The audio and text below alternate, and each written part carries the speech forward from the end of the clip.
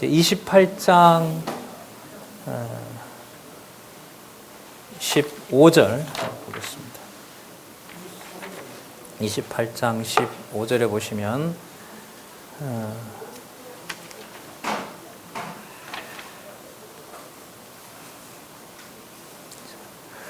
내가 만일도 만약이 아니고요. 뭐 할 때 이런 말입니다. 그러니까 앞으로 이런 일이 약속대로 이루어질 때 이 말이에요. 내가 내 하나님 여호와의 말씀을 순종치 아니하며 내가 오늘날 네게 명하는 그 모든 명령과 규례를 지켜 행하지 아니할 때에 이 모든 저주가 내게 임하고 내게 미칠 것이니 내가 성읍에서도 저주를 받으며 들에서도 저주를 받을 것이며. 그러니까 어디 가서도 어떤 곳에서도 하나님의 저주를 피할 방법이 없다는 겁니다. 17절에 광주리와 떡반죽 먹을 것에 대한 저주고요. 19절에 내 몸의 소생과 그 자손 언약도 훼손시킨다는 거죠. 토지의 소산과 내 우양의 새끼가 저주를 받을 것이며 내가 들어와도 저주를 받고 나가도 저주를 받을 것이니라. 그래서 불순종의 경우에는 결과적으로 어떻게 된다? 망하게 된다. 그러면 여러분, 나라가 망하게 되면 약속의 자손도 끌려갈 것이고 나라는 빼앗길 것이고 왕도 제거될 거잖아요. 그러면 여호와의 언약이라는 건 있을까요, 없을까요? 가나안 땅에서 사는 백성, 가나안 땅, 가나안에서 세운 통치자가 다 사라져요. 그럼 여호와의 언약은 있는 걸까요, 없는 걸까요? 왜 있어요? 어떻게 있을 수 있죠? 네?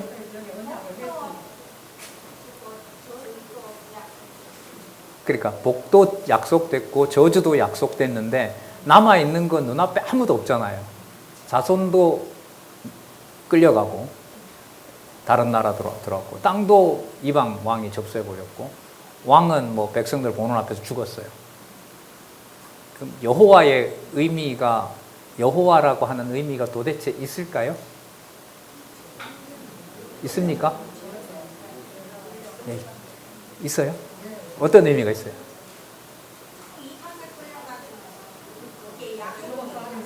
그러니까 약속이 이루어진 건 맞는데요, 권사님. 이방에 끌려간 건 저주가 이루어진 거예요. 그죠? 가나안 땅에서 유복하게 사는 것도 그것은 복의 약속이 이루어진 거죠. 그래서 오늘 여러분 처음 시간부터 말씀드리는 거였어요. 강조한 거였어요. 계속 누구 이름이 나와요?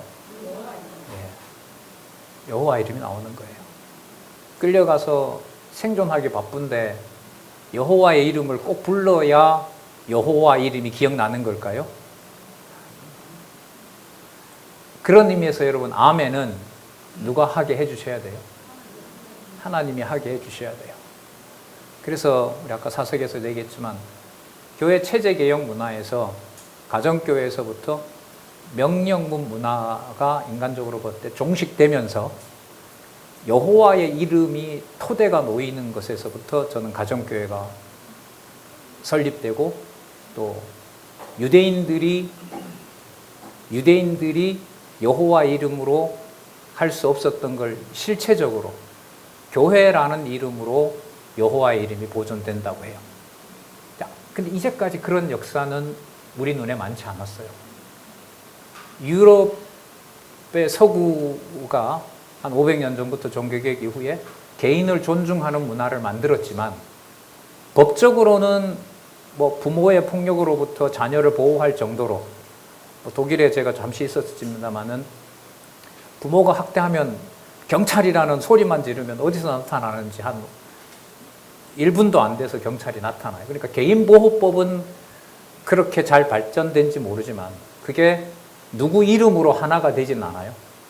여호와 이름으로 하나 되지는 않아요. 왜? 유럽교회가 지금 다 거의 무너지고 있으니까요. 한국도 마찬가지고요. 예. 그래서 아까 다시 질문으로 돌아와서 말씀을 드리면 복을 받고 저주를 받는 모든 상황에서 신명기서는 어떤 본문보다가 누구 이름을 기억하게 하신다? 여호와의 이름을 기억하게 한다는 것을 여호와께서 아까 뭐라 그러죠?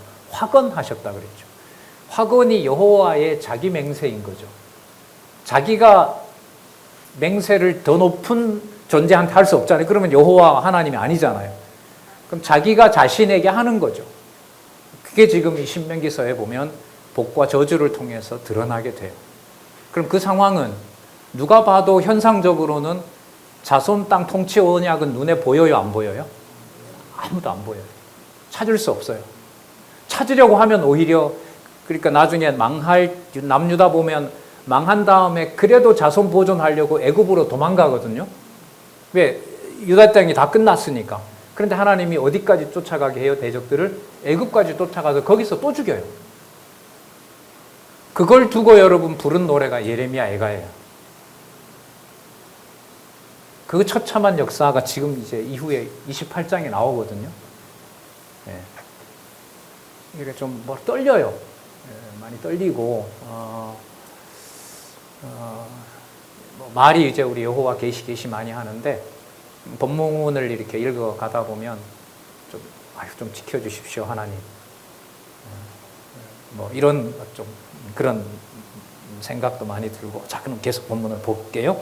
20절에서부터 24절. 불순종하는 자에게 질병에 대한 저주를 내린다는 말씀이 나옵니다. 내가 악을 행하여 그를 잊음으로, 약간 울리는데요, 마이크. 내 손으로 하는 모든 일에 여호와께서 저주와 공구라는 말은 파멸입니다.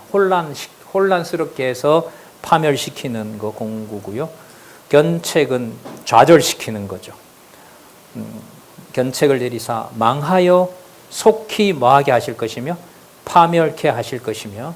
21절 다시 여호와께서 내 몸에 연병이 들게 하사 내가 들어가 얻을 땅에서 필경 너를 멸하실 것이며 여호와께서 폐병과 열병과 상한과 상한이 뜨거운 열나는 거 열병이죠.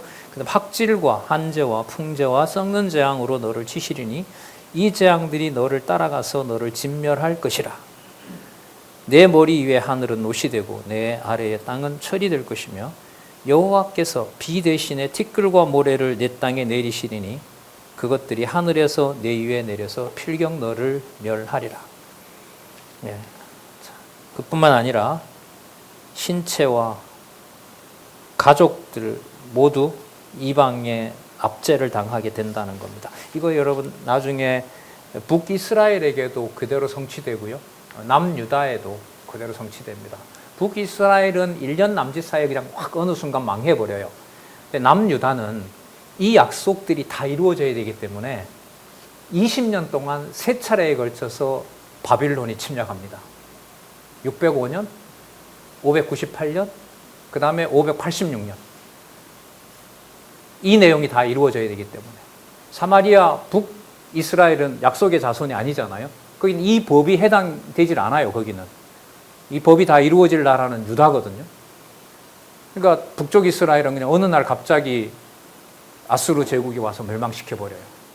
근데 남쪽 유다는 605년에 1차 침략받고 그때 다니엘을 비롯해서 인구 한 80% 잡혀가거든요. 그 다음에 2차 침략에 느부갓네살이 와서 또 잡아가죠. 589년. 그리고 몇 년 후인 586년에 잡아가죠. 잡아가고 애굽으로 도망가니까 애굽까지 쫓아가서 다시 또 다 죽여요. 그 상황, 이스라엘 유다 땅에서 일어난 걸로 보면 20년 동안 3차예요. 애굽까지 포함하면 20여 년 이상 이 약속이 그대로 이루어져요. 처음에는 제가 공부할 때 왜 3차 침략이 있어야 되지? 바벨론이 왜 3번이나 쳤지?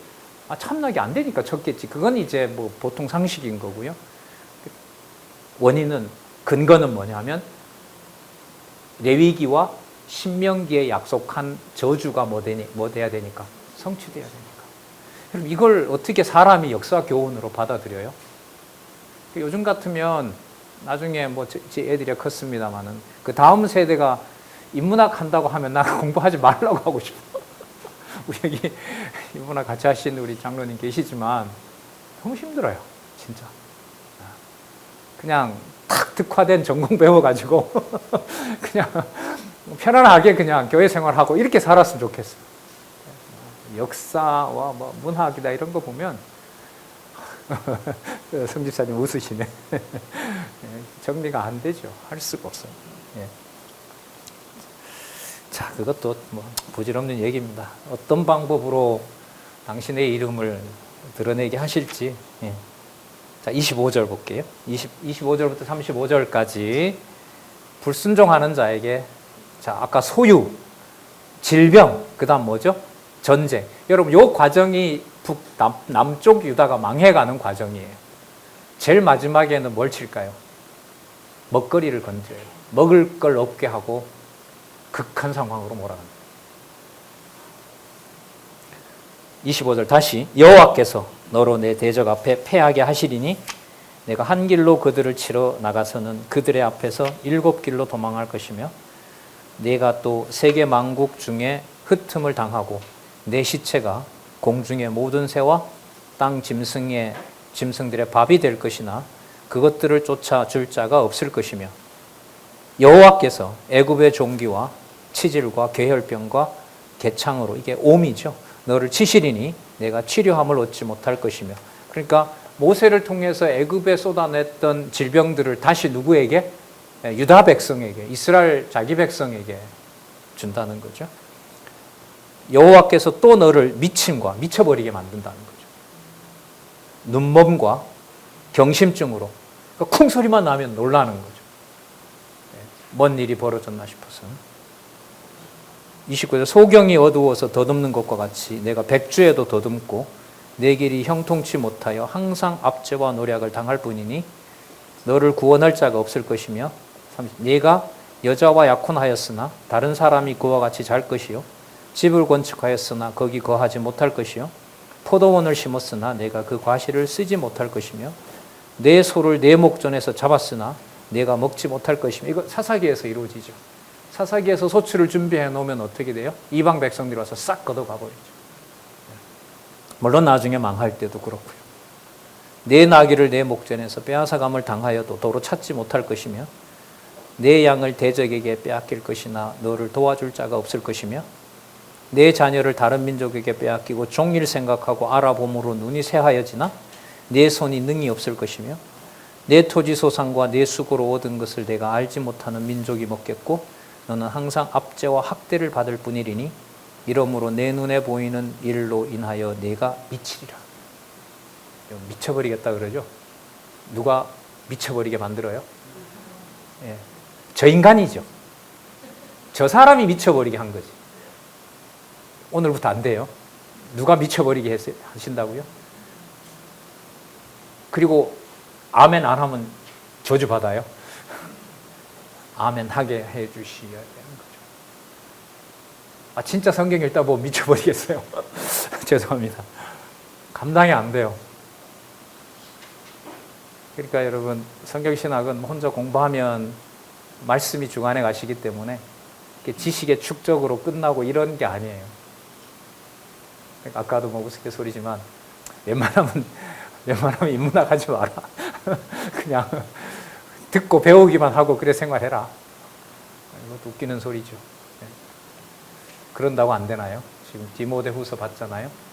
아시아의 도르가집에서 바울의 선교 여정 중에 3년 동안 가장 오래 아침부터 밤까지 가르친 아시아 교회가 배신하게 하잖아요.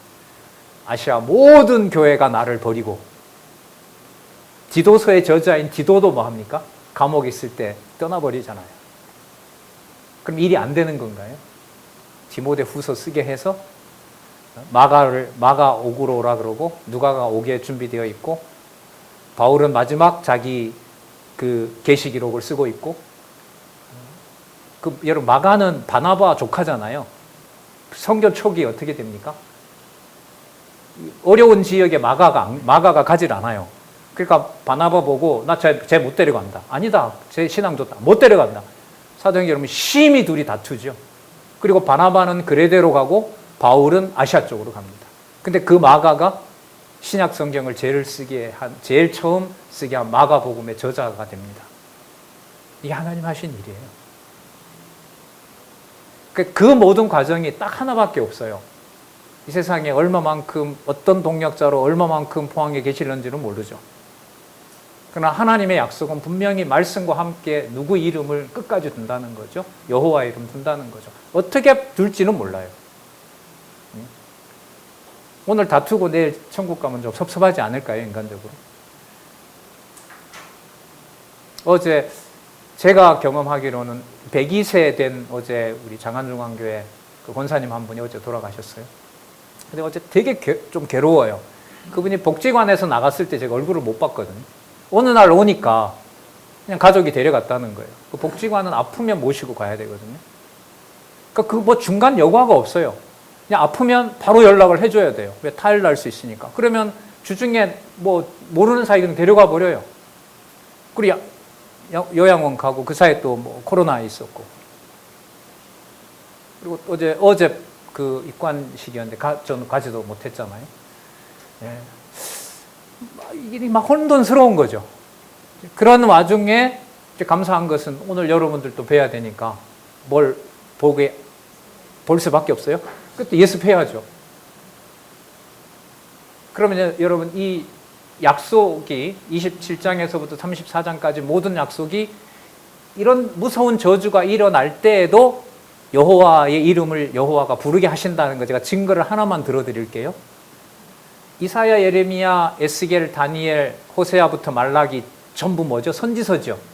이 선지서들의 상당수가 언제 이 기록을 합니까? 유다가 멸망하기 전에 보내는 선지자들이에요. 그럼 멸망하기 전에 이렇게 약속해놨으니까 안 보내도 되죠. 어차피 이건 이루어지니까. 안 그렇겠어요? 그런데 누구를 보내서 여호와가 한다는 걸 알려줘요?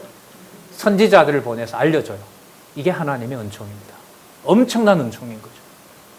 왜 선지서가 반드시 나와야 되지? 레위기에도 약속했고 신명기에도 약속했는데 이 말씀이 그대로 이루어진다는 걸 북쪽 이스라엘에는 선지자를 보낼 시간도 없고 안 보냅니다. 그러나 남쪽 유다는 이사야부터 시작해서 남쪽 유다가 첫 침략 받기 60년 전부터 746년이니까요. 한 80년 전부터 누굴 서서히 보내요? 이사야부터 보내는 거죠. 이사야 보낼 무렵에 호세아도 보내고요. 요엘도 보내고요. 요나도 보내고요. 누구를 보낸다고요? 선지자 보내요. 그럼 선지자 보낸다는 말은 누구 이름을 빨리 기억할 수 있는 복을 주는 거죠. 여호와의 이름을 부를 수 있는 선지자를 보내는 거죠. 신학교의 지체들을 왜 뒀을까요? 내 기준의 방식으로 왜 저런 부모, 저런 자식을 뒀을까? 누구 이름을 부르기에 가장 좋은 조건이니까 그럴까요? 에이, 쟤는 아니지. 적어도 저 때는 아니라고 생각해. 그건 오만함이죠. 이럴 때 이제 아멘을 12번 해야 되는데 우리 심정이 그것까지 아멘으로 아직은 안 가요. 단지 두려워요, 그냥.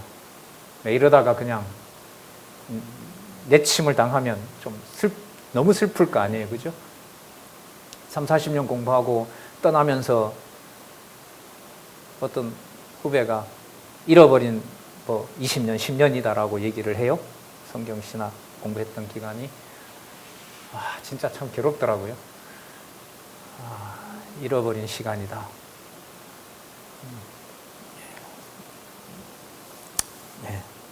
35절 보겠습니다. 여호와께서 내 무릎과 다리를 쳐서 고치지 못할 심한 종기를 바라여 발바닥으로 정수리까지 이르게 하시리라.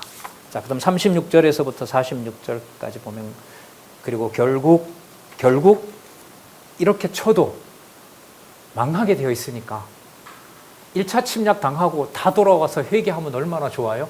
그런데 그러면 안 돼요. 반드시 뭐 해야 돼요? 망해야 되고 바벨론이 잡아가야 돼요.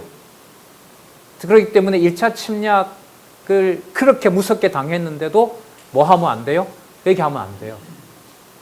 회개해서 여호와 이름 부르게 하는 게 아니라 2차 침략 당하게 해서 그리고 시드기야 마지막 왕이 순종해서 잡혀가면 얼마나 좋아요. 느부갓네살이 역사에 보면 정중하게 제안을 합니다. 우리를 치지 말고 그냥 항복을 해라. 그리고 예레미야도 그렇게 말하지 않느냐. 한 거 하지 마라. 도대체 너네들이 이길 능력이 없다. 그런데도 어떻게 돼야 돼요? 예루살렘 성전도 폭삭 망해야 되고 성전도 불에 타야 되기 때문에 마지막 시드기야 왕은 뭐 하면 안 돼요? 순순히 잡혀간다고 항복하면 안 돼요. 그리고 그 다음 무서운 저주가 기다리죠.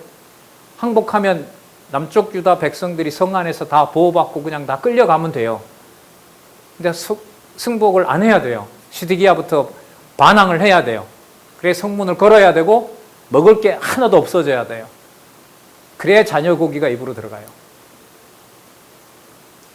이걸 여러분 말씀을 내가 연구해서 내 양식으로 삼는다는 게 말이 될까요? 자꾸 힘든 얘기에 죄송한데 그렇죠. 이렇게 말씀을 혼자 보고 또 혼자 읽어 나갈 때 뭐 저만 겪겠습니까? 여러분들도 다 이미 겪으셨고 겪는 상황인데.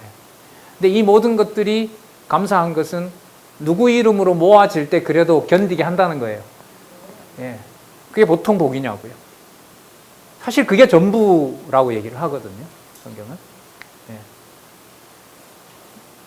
예. 예. 디도서, 디모데전서 보면 끝까지 변론하고 말다툼하지 말고 로마의 군인들이 어떤 폭거를 하더라도 대들어서 열심낭처럼 칼 가지고 전투하지 말고 온유하게 인내하다라고 하거든요. 왜요? 그 순간에 십자가에 달린 그리스도가 빌라도가 묻는 것처럼 야 도대체 진리가 뭐냐? 너 유대인의 왕이 맞느냐? 맞다. 그것이 진리다. 그 하나님의 아들이 맞다. 진리다. 빌라도가 딱 한마디 묻죠. 진리가 도대체 뭐냐? 그렇게 이방 대적이 누구를 소개할 시간을 준다는 거예요. 도대체 진리가 뭐냐? 도대체 여호와가 누구냐? 예수가 누구냐라고 물어보는 시간을 준다는 거죠. 그 타이밍이 올 때까지 네가 애써서 변론하고 말다툼하고 증명하려고 하지 말라는 거예요. 이게 여러분 디모데 후서예요. 그게 디도서예요. 깊이 생각하죠. 한마디만 좋다고 내 주장을 해버리면 교회 개혁론 책 전체가 다 날아가거든요. 진짜 어떤 분이 그래요. 제 앞선 세대인데 진짜 미치겠어. 그러니까 이 교회에 참석해서 오는데 저 사람이 뭐 하러 오는지 빤히 보인다는 거예요. 그런데도 오라고 할 수도 없고 오지 말라고 할 수도 없고 또 뭐 해서 기쁘게 맞을 수도 없고 뭐 너 음식 꺼내려니까 너무 불편하고 이것도 여호와가 해요. 전들 뭐라 그래요? 그러면 여호와가 하신다고 해야지. 연세도 높으신 분이 뭐 괜히 무슨 말이 나올지 몰라서 그렇게 얘기를 하시겠어요? 네? 거기서 어떤 인위적인 방법을 쓰게 되면 여러분 많이 들으셨잖아요. 성경신학과 체제개혁은 동전의 양면입니다. 네? 아무리 좋고 완벽한 진리를 하더라도 강요되거나 어떤 제도 때문에 해나간다면 그거는 여호와께서 하신다라는 것하고 반할 확률이 굉장히 많습니다. 여기에 괴로움이 있어요. 이게 많은 선배들의 괴로움이 있고요. 한 2달 동안 이제 이 저자가 되게 아파하게 하신 부분도 바로 그 말 한마디 속에 교회를 허무느냐, 여호와를 기억나게 하느냐, 그 고민이 거기에 있기 때문에 그래요. 예. 자, 계속 볼게요. 예. 이 36절에서부터 46절, 저주로 받은 수치와 재난과 패배 등을 선언합니다. 자, 36절, 여호와께서 너와 내가 세울 내 임금을, 여러분 아직 임금 안 세웠죠? 아직 임금 세우려면은 이게 지금 모세 때니까 앞으로 다윗까지 가려면 한 500년 기다려야 되거든요. 자, 이미 근데 뭘 준다고 약속을 해요? 임금 준다고 하고 그 임금이 부정부패를 해서 망하게 된다는 것까지 약속을 해요. 그러니까 뭐까지? 자손, 땅, 통치까지 다 뭐 하게 된다? 저주의 대상이 된다는 것까지 다 약속합니다. 내 임금을 너와 내 열조가 알지 못하던 나라로 끌어가시리니 내가 거기서 목석으로 만든 다른 신들을 섬길 것이며 여호와께서 너를 끌어가시는 모든 민족 중에서 내가 놀램과 속담과 비방거리가 될 것이라. 이거 다 이루어지죠.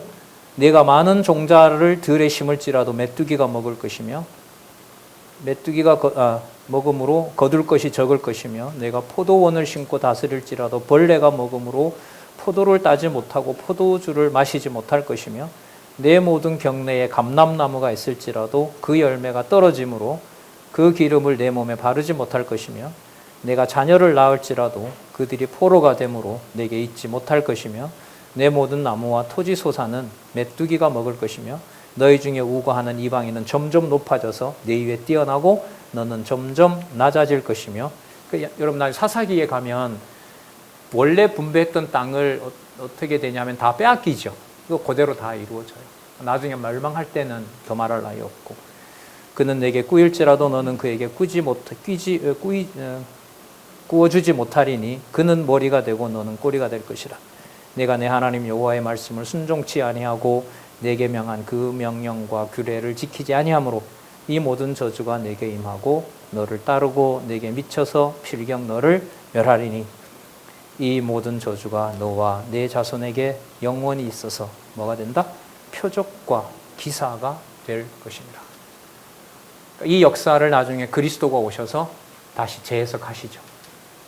재해석하면서 누구와 누구의 관계로? 그리스도와 교회의 관계로 해석해 놓은 것이 천국에 관한 복음이 시작되는 마태복음에서 요한계시록까지의 기록이라고 보면 됩니다. 사실 육적인 이 해석이 이 약속이거든요. 이 모든 약속은 장차 누구에게서 이루어지냐면 그리스도를 통해서 온몸에 다 이루어져요. 그러니까 이 모든 항목들은 누구 몸에 쏟아진 저주일까요? 예수 그리스도에게 쏟아진 거죠. 그럼 여러분, 예수 그리스도에게 쏟아진 그 저주가 누가 약속한 대로 이루어진 거예요? 여호와께서 40년 동안 그 과정을 지나면서 확정해 주신 그 율법이 그리스도에게 이루어진 거죠. 그럼 누가 누구 손으로 죽인 일이 되죠?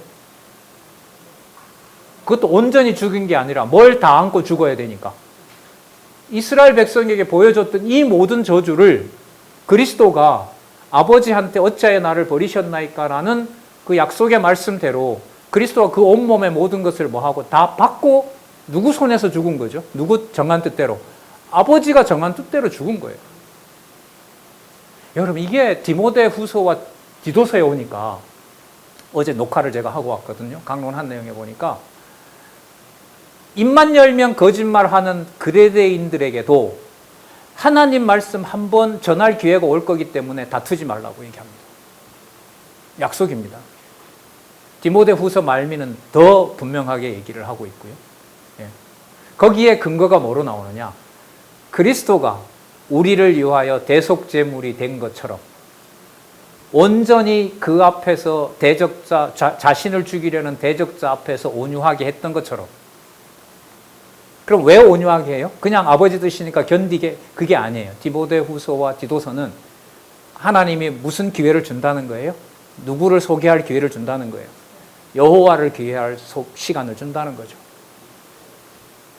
그래서 이 저자는 계속 지금 권하는데 제발 그 장로나 권사 이렇게 자원하실 때 우리 강론집 보면 디모데 전서부터 빌레몬까지가 153페이지예요. 153페이지. 제발 좀 읽어줬으면 좋겠다. 제발 좀 읽어주세요. 네.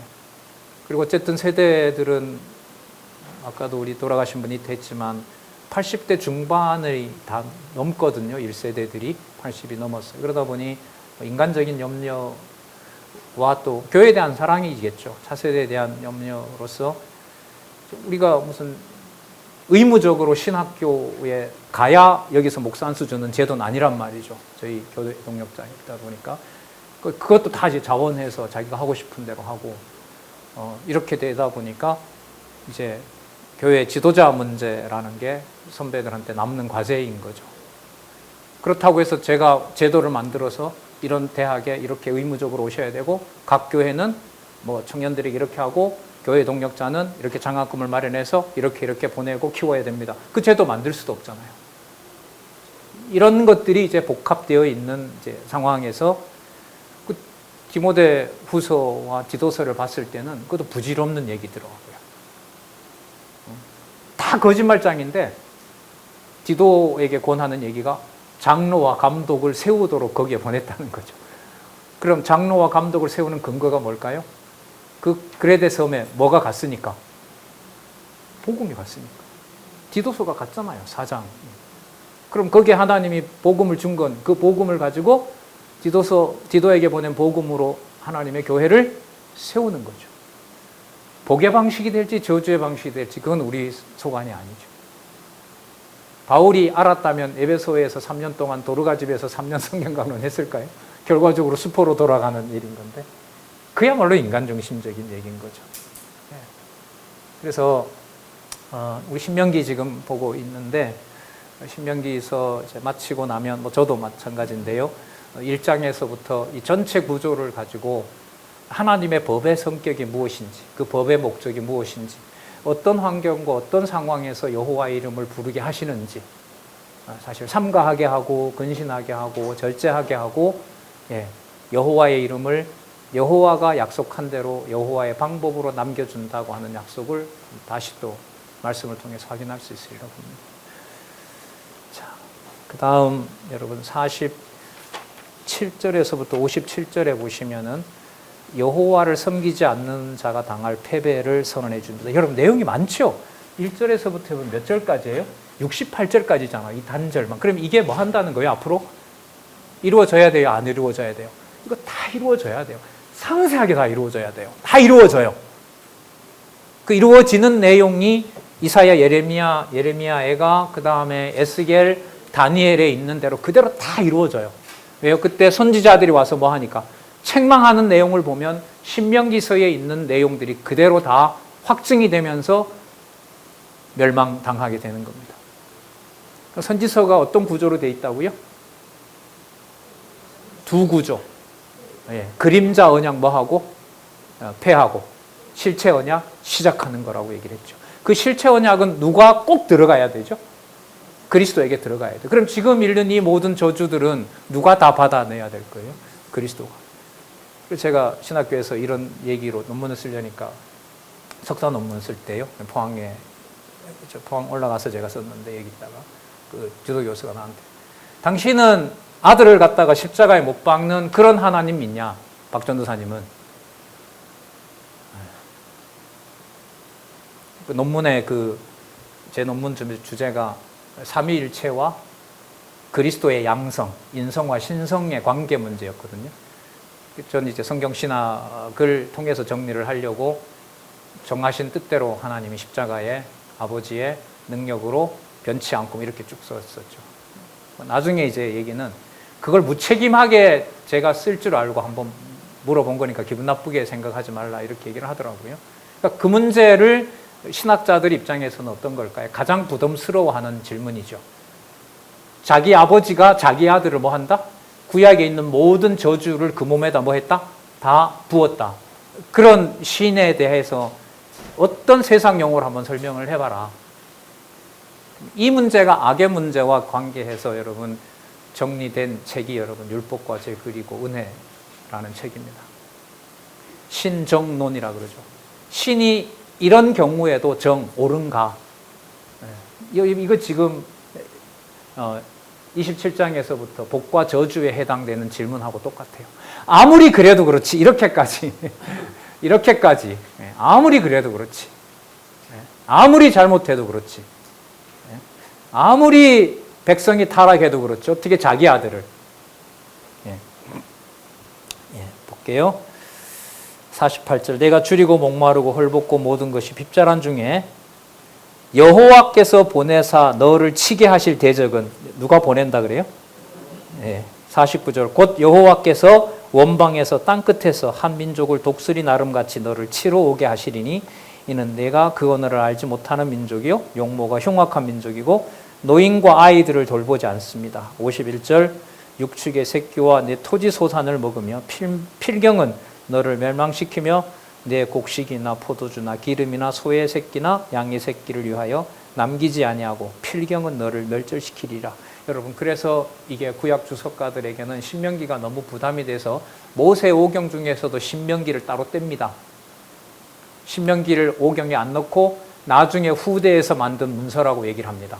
그러니까 모세가 몰래 얘기한 게 아니고 이건 나중에 앞에 있었던 출애굽기와 레위기를 보고 후대에서 그리고 후대 언제냐 하면 바벨론 포로를 겪고 난 다음에 그래야 말이 되거든요. 왜냐하면 바벨론 포로에 이 모든 일이 벌어졌으니까 그 실질적인 일이 일어나고 그걸 이제 어떻게 예언으로 앞으로 갖다 집어넣어서 역사를 만들었다는 거죠. 근데 이건 유대인들에게 용납이 안 돼요. 그 사람들의 문서 보관 방법으로 보면 이거는 말이 되질 않는 거죠. 왜요? 신명기서 내용이 감당이 안 되는 거예요. 아무리 그래도 그렇지. 아무리 여호와래도 그렇지. 주권자라고 해도 그렇지. 그럼 이게 그리스도에게 다 쏟아졌고 그리스도가 약속한 예루살렘 교회부터 마지막에 맡기는 에덴 동산을 사단에게 맡기는 것까지 주 예수 그리스도의 몸된 교회, 가정교회에서부터 일어날 하나님의 역사 섭리 방법이라는 겁니다. 그래서 이 여호와 이름을 오늘 주어에서 확인하는 것처럼 여호와께서 부르게 해주셔야 된다. 52절입니다. 그들이 전국에서 그 모든 성읍을 에워싸고 내가 의뢰하는 바 높고 견고한 성벽을 다 헐며 내 하나님 여호와께서 내게 주시는 땅의 모든 성읍에서 너를 에워싸리니 이게 여러분 바벨론 3차 침략에 이루어집니다. 네가 대적에게 에워싸이고 맹렬히 쳐서 곤란케 함을 당함으로 내 하나님 여호와께서 내게 주신 자녀 곧 내 몸의 소생의 고기를 먹을 것이라. 54절 너희 중에 유순하고 연약한 자라도 그 형제와 그 품의 아내와 그 남은 자녀를 질시하여 자기의 먹는 그 자녀의 고기를 그 중 누구에게든지 주지 아니하리니 이는 내 대적이 내 모든 성읍을 에워싸고 맹렬히 너를 쳐서 곤란케 함으로 아무것도 그에게 남음이 없는 영고일 것이며 너희 중에 유순하고 연약한 부녀 곧 유순하고 연약하여 그 발바닥으로 땅을 밟아 보지도 아니하던 자라도 그 품의 남편과 그 자녀를 질시하여 그 다리 사이에서 나온 태와 자기의 낳은 어린 자식을 가만히 먹으리니 이는 내 대적이 내 생명을 에워싸고 맹렬히 쳐서 곤란케 함으로 아무것도 얻지 못함이니라. 누구 책임입니까? 이런 저주가? 아니면 누구 책임을 여기서 질문할 수가 있습니까? 그 질문할 수 없다면 교회도 마찬가지예요. 그래서 명령을 못해요. 못하게 돼요. 왕 책임이죠. 말씀을 가르치지 않은 레위지파 책임 아닐까요? 선지자를 미리 보내셔서 방지 못하게 한 하나님 책임 아닌가요?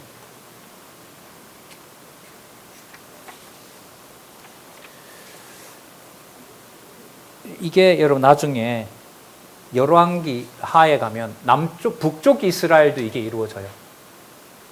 애 잡아먹는 일이 벌어져요. 그래서 그 사건 나오잖아요. 아람 군대가 쳐들어왔을 때 이스라엘 왕이 이 순시를 돌잖아요.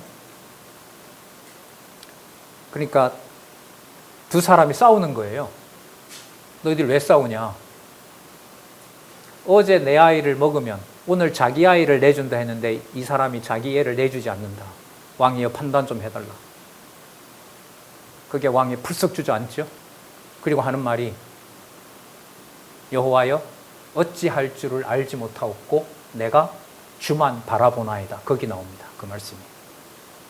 그럼 어떤 방법으로 누구 이름을 누가 부르게 해요? 여호와의 방법으로, 여호와의 주권으로 여호와의 이름을 여호와가 부르게 합니다. 이걸 어떻게 가르칩니까?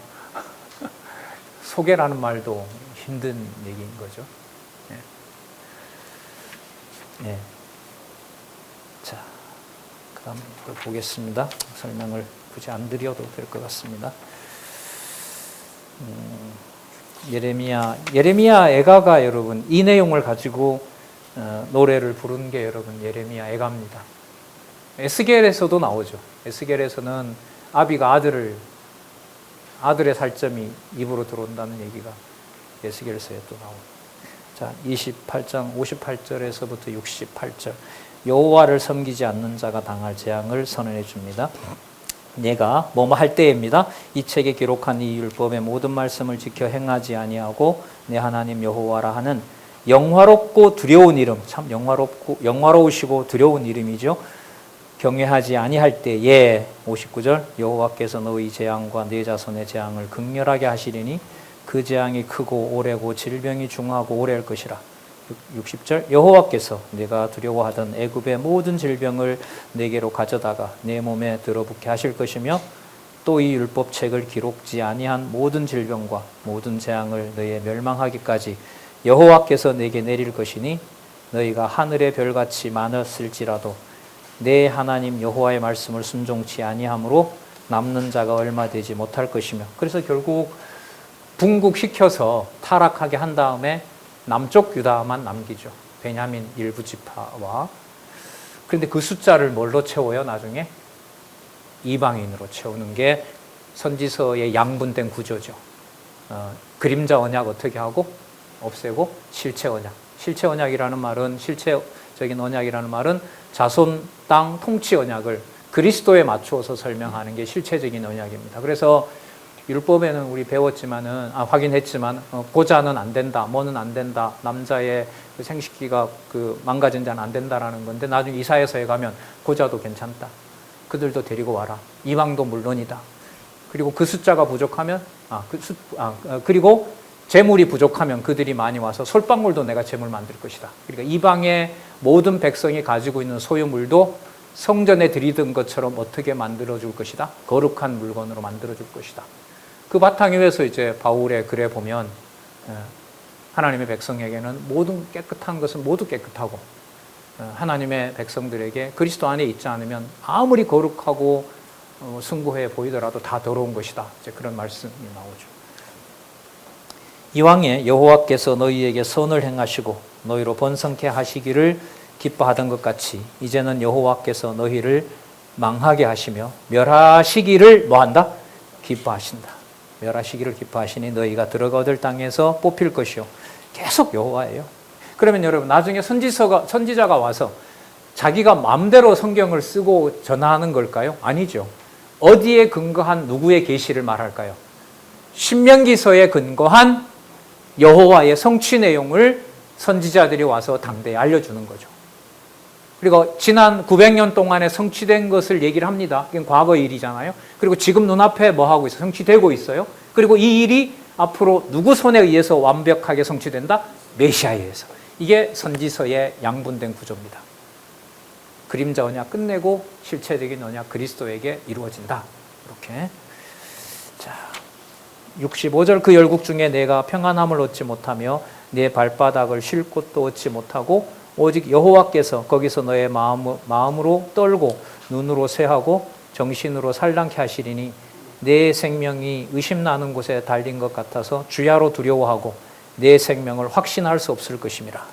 내 마음의 두려움과 눈으로 보는 것을 인하여 아침에 이르기를 저녁이 되었으면 좋겠다 할 것이요 저녁에 이르기를 아침이 되었으면 좋겠다 하리라. 68절입니다. 여호와께서 너를 배에 실으시고 전에 내게 고하여 이르시기를 내가 다시는 그 길을 보지 아니하리라 하던 그 길로 너를 애굽으로 끌어가실 것이다. 우리가 절대로 애굽으로 안 갈 것이다. 웬걸요? 애굽으로 또 잡아가게. 거기서 너희가 너희 몸을 대적에게 노비로 팔려 하나 너희를 뭐 할 자가 없어요? 그러니까 뭐만도 못해요? 노예만도 못한 자가 돼요. 왜요? 저렇게 여호와를 드러내줬는데 저렇게 배신하는 민족은 저렇게 더러운 여자들은 비유하면 저렇게 더러운 여자들은 없다. 따라서 노비로 삼때 유대인은 배제. 이게 선지서에 나옵니다. 선지서에 나와요.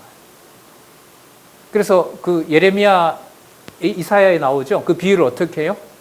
음부가 됐는데 다른 창녀들은 돈을 받고 하는데 돈을 받고 자기 몸을 파는데 나는 돈을 안 받을 테니까 날 갖다가 좀 써라. 그러니까 이방 백성이 뭐라 그러죠? 너는 너무 더러워서 못 데려가겠다. 이렇게까지 유대인을 만든다는 거죠. 이렇게까지 버려서 메시아를 준비를 하신다? 그래서 좀 심정적으로 말로는 이렇게 몇 가지 소개해도 심정적으로는 정리를 참 어렵네요. 잘 이렇게 하기가 힘들어요. 여호와 이러면 여호와가 부르게 해주신다는 것밖에는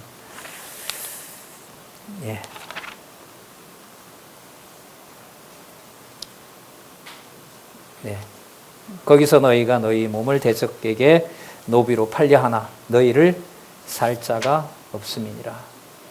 자,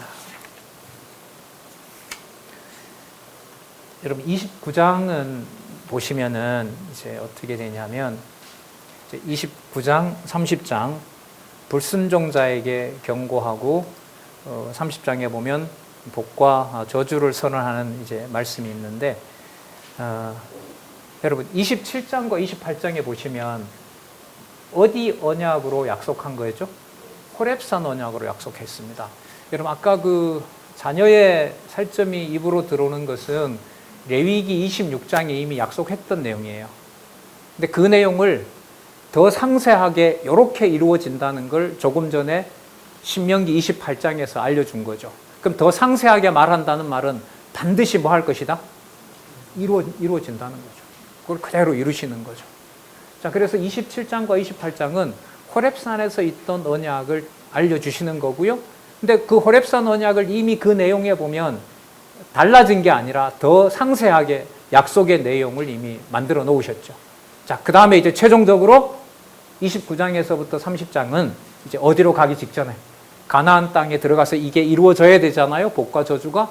그 이루어질 법을 마지막으로 이제 완성해 주는 내용이 29장과 30장의 모압 땅 언약으로 약속하는 내용입니다.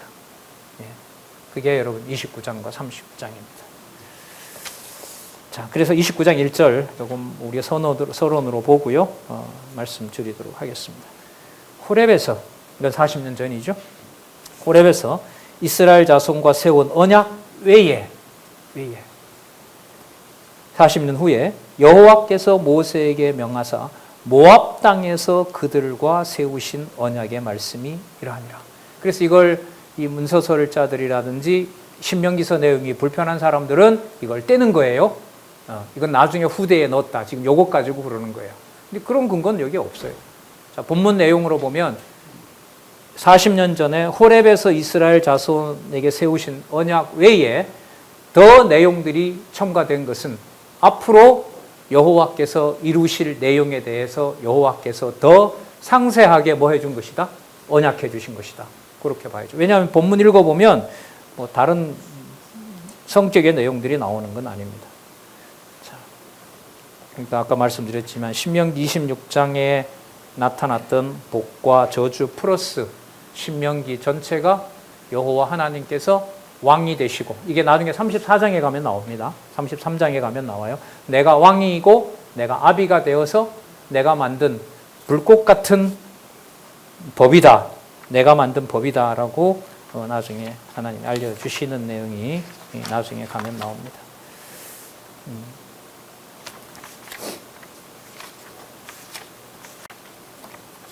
예.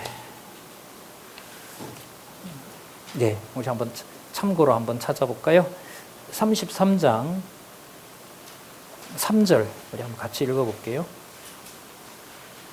33장 3절에서부터 5절까지 3절에서부터 5절까지 여러분 또 한 달 후에 여러분들 같이 또 공부하기 전까지 공부해 나가시는데 좀 도움이 되도록 구절 하나 소개합니다. 33장 3절에서부터 5절까지 읽어보겠습니다. 법의 성격에 대해서도 나오고요. 2절부터네요. 죄송합니다. 2절부터 5절까지 쭉 읽어보겠습니다. 시작. 일러스되 여호와께서 시내에서 오시고 세일산에서 일어나시고 바란산에서 비추시고 1만 성도 가운데서 강림하셨고 그 오른손에는 불같은 율법이 있도다. 여호와께서 백성을 사랑하시나니 모든 성도가 그 수중에 있으며 주의 발 아래 앉아서 주의 말씀을 받는도다. 모세가 우리에게 율법을 명하였으니 곧 야곱의 총회의 기업이로다. 여수룬에 왕이 있었으니 곧 백성의 두령이 모이고 이스라엘 모든 지파가 한때에로다. 자, 그 다음 6절은 르우벤이고 놔두게요. 5절까지. 거기 보면 여수룬은 여러분 이스라엘의 애칭입니다.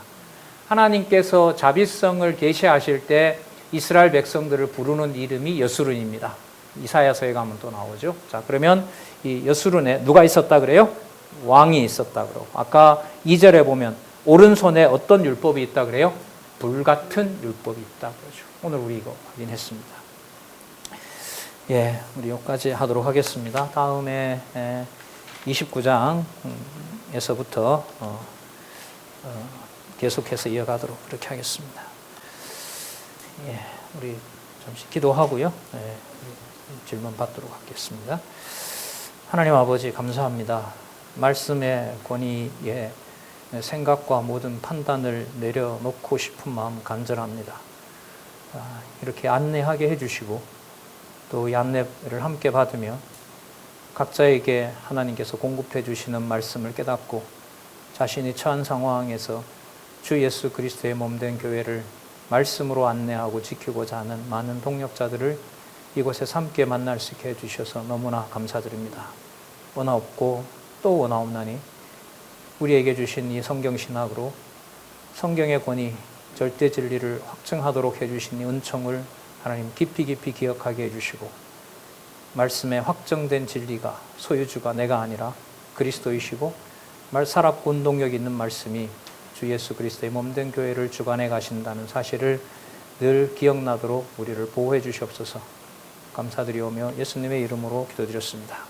아멘.